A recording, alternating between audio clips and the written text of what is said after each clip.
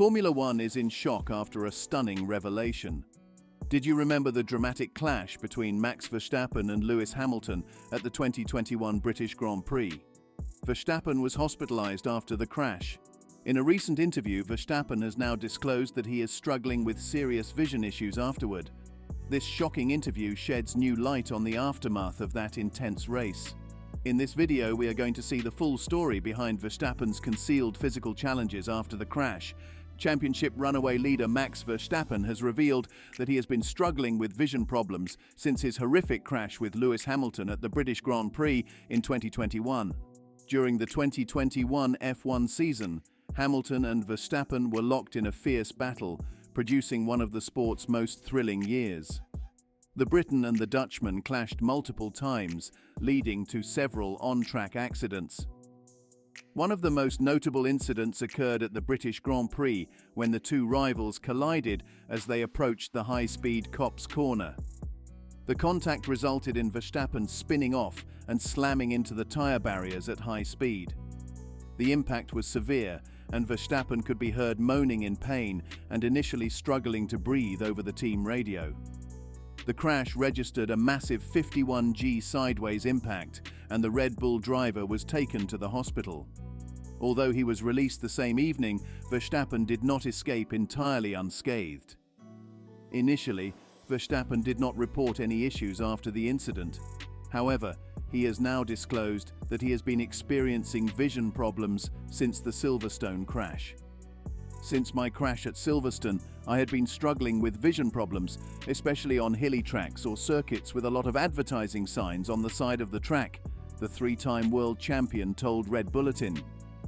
Verstappen revealed the extent of his struggles by reflecting on his victory at the United States Grand Prix, which he considers one of his best wins. In this race, I fought not only against Lewis, but also against blurred vision. It was like driving at 300 km/h in a speedboat. I've never told you this before, but for a few laps it was so bad that I seriously considered pulling the car over. The only thing that helped was concentrating on my breathing while Lewis was panting down my neck. This was an important win that I desperately needed in the battle for the championship, said a candid Verstappen. An important victory that I desperately needed in the fight for the World Championship. Despite facing fierce competition and engaging in intense battles throughout the season, Verstappen clinched his first F1 championship that year amidst controversial circumstances, thwarting Hamilton's bid for an 8th world title. The collision occurred on the first lap of the race as Verstappen and Hamilton fought for the lead. The stewards deemed Hamilton predominantly at fault for the clash and imposed a 10-second time penalty, which did not prevent him from winning the race. Following the incident, Red Bull petitioned the FIA for further penalties against Hamilton. They conducted simulations with test driver Alexander Albon and Sergio Perez to replicate Mercedes' line through Copse, seeking to support their claim. However, their right of review request was denied. Mercedes responded strongly, accusing the senior management of Red Bull Racing of attempting to damage Lewis Hamilton's reputation and the integrity of the sport. Verstappen's victory at the United States Grand Prix became pivotal in the championship battle.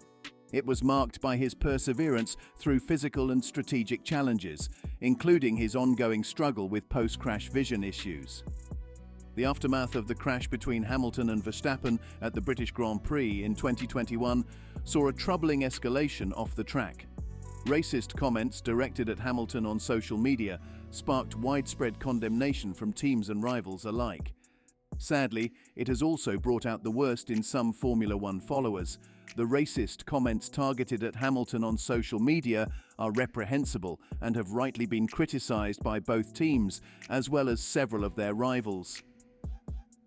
Formula One expects intense competition both on and off the track, but this must never translate into racial abuse.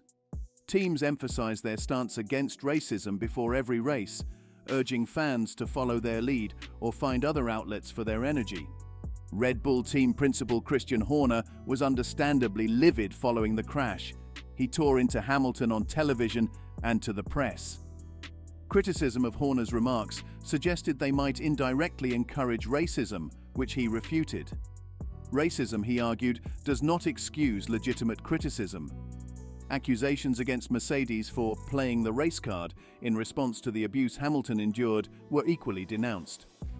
Drawing a line under the most unsavory aspect of Sunday's collision, the pressing issue at hand is whether Red Bull is satisfied with the FIA's reaction to it. Despite serving a 10-second penalty for the incident, Hamilton went on to win Sunday's race. Receiving a menial penalty and still winning the Grand Prix doesn't feel like much of a penalty, fumed Horner. Interestingly, Hamilton had expressed similar frustration 3 years earlier when his teammate Valtteri Bottas was penalized after a collision. This incident highlighted ongoing debates about penalties and fairness in Formula One. In the language of the stewards, if a collision is considered entirely the fault of one driver, they are described as being wholly responsible. In this case, the stewards deemed Hamilton predominantly to blame for Sunday's crash. This explains why he didn't receive a more severe sanction, such as a drive-through or 10-second stop-and-go penalty, either of which would surely have prevented him from winning. Horner's perspective was vehemently critical of Hamilton, viewing the incident as a culmination of risky maneuvers initiated by the Mercedes driver after a competitive start. "It just felt like a desperate move for Lewis," Horner remarked. "You've lost the start. You've had to go down the Wellington straight. He started wheel-banging with Max down there." Critics of Horner's stance argue that Verstappen's defensive moves on the Wellington straight contributed to the tight racing conditions that ensued. In their close-quarters tussle on the Wellington straight, Verstappen moved to the left on the straight, then steered back towards his rival. He is allowed to do this, but it clearly wasn't Hamilton who was responsible for the diminishing gap between the cars. Furthermore, accusations against Hamilton for attempting to pass at Copse corner were contested, as Hamilton was sufficiently alongside Verstappen to contest the corner. "Lewis had more than half a car alongside Max," noted Fernando Alonso. "So in a way, Lewis could not disappear from that inside line. It's not that you can vanish." However, Horner stood firm in his criticism, asserting that Hamilton had pushed the limits and carried too much speed into the corner. "He didn't. He ran wide into Max. I think if you look at the overhead, he's run wide into the corner. He's carried too much speed." Hamilton's maneuver, which resulted in a collision with Max Verstappen at Copse corner, was scrutinized by race stewards who found Hamilton predominantly to blame for failing to stay closer to the apex. Car 44 was on a line that did not reach the apex of the corner, with room available to the inside, noted the stewards, emphasizing Hamilton's positioning. Despite this, Hamilton's position alongside Verstappen as they entered the corner suggests he had a legitimate claim to the racing line. This contradicts Horner's assertion that Hamilton stuck a wheel up the inside, with inevitable consequences. Furthermore, the FIA F1 race director Michael Masi clarified that the issue was not whether Hamilton could attempt the pass, but how he executed it. Hamilton's wider line than necessary contributed to the incident being deemed avoidable. "The big part was similar to what happened with Charles later on," explained Masi, comparing Hamilton's move to another incident. "He could have stayed tucked in closer to the apex." Despite stewards' findings that Hamilton was predominantly to blame, Red Bull has engaged legal counsel to explore the possibility of challenging this decision with new evidence. Hamilton's history with incidents involving Red Bull cars, such as tipping Alexander Albon in previous races, adds complexity to the current situation. Reports hint at telemetry data suggesting Hamilton's excessive speed into the corner, though proving this will be challenging due to race conditions and fuel loads. Interestingly, Christian Horner's past assessment of a similar incident involving his driver, Alexander Albon, at the same track suggests a nuanced perspective.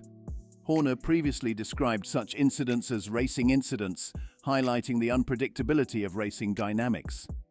The decision to pursue a review hinges on whether Red Bull believes they have substantial grounds and evidence to contest the stewards' ruling. It reflects their commitment to exploring every avenue to potentially overturn or mitigate the impact of the incident on their championship aspirations. So what do you think of the physical issues Verstappen had in the 2021 Silverstone incident? Comment below and subscribe for more.